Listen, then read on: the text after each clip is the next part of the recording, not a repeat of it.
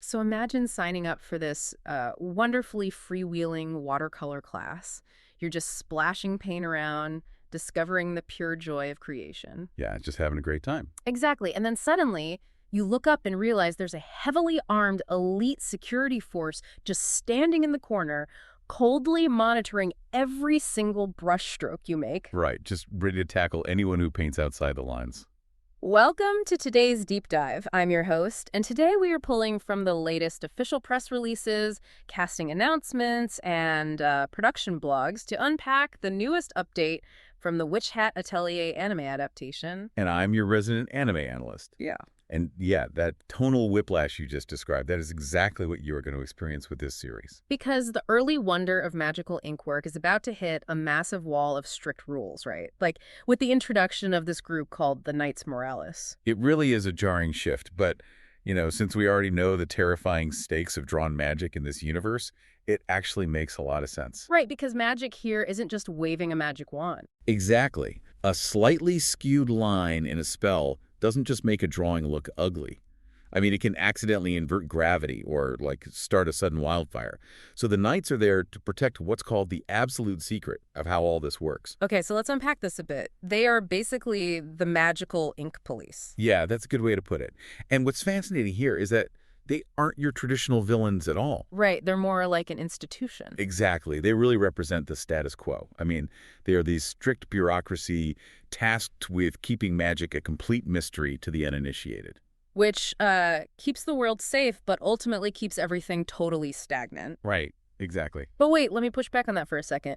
If they were just a bunch of paper-pushing bureaucrats maintaining a stagnant system, why should we actually be scared of them? Well, it all comes down to how the studio is framing them. Mm. I mean, you don't cast heavy-hitting action legends for simple paper pushers. Oh, right, the voice cast. Yeah.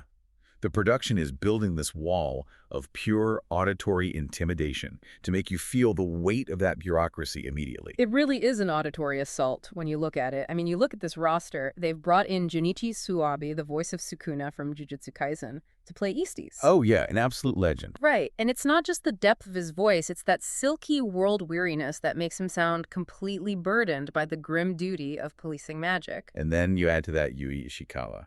She brings that stern, laser-focused intensity we all know from Mikasa in Attack on Titan, and she's voicing Luluchi. Oh, wow, that is intense. It is, and for pure physical intimidation, they got Hiroki Yasumoto, who voiced King from One Punch Man, to play Galga. His voice literally sounds like a shifting tectonic plate. It's crazy. Seriously. And then rounding it out, you have Jun Kasama's crisp professionalism as Yutoin. They've engineered an undeniably formidable quartet here, rather than just listing off separate antagonists. So, what does this actually mean for you as a viewer? I mean, think about how instantly recognizing a voice actor changes your expectations. Oh, absolutely. It shifts the whole vibe. Right, you're watching Coco on this whimsical journey of discovery, and suddenly you hear the imposing voices behind characters like Sukuna and Mikasa laying down the law. It instantly signals to you that this innocent journey has entered extremely dangerous territory. Yeah, things just got real. Exactly. Yeah. And if we connect this to the bigger picture, this elite casting reveals the massive artistic ambition behind the entire series. It's not just throwing fan service at the screen. Definitely not, especially when you look at the full production slate. I mean, Bug Films is handling the stellar animation. Yeah, it looks incredible. And director Ayumu Watanabe, who stunned everyone with Children of the Sea, is figuring out how to make that intricate ink-heavy art move beautifully. And combining that visual fidelity with composer Yuka Kitamura. I mean, she scored Elden Ring. Oh, the Elden Ring score is legendary. Right, so she's layering in this haunting music, and it perfectly compounds the dread of those voice actors.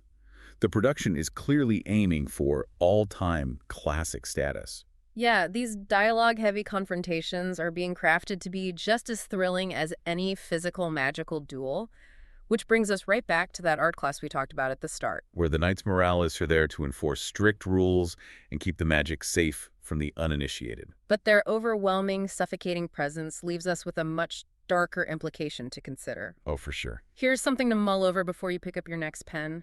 If this security force needs to be this terrifying and this powerful just to maintain order, Imagine the unspeakable horrors that forced society to create them in the first place. Right. What kind of catastrophic art prompted this level of policing? Exactly. Something to think about.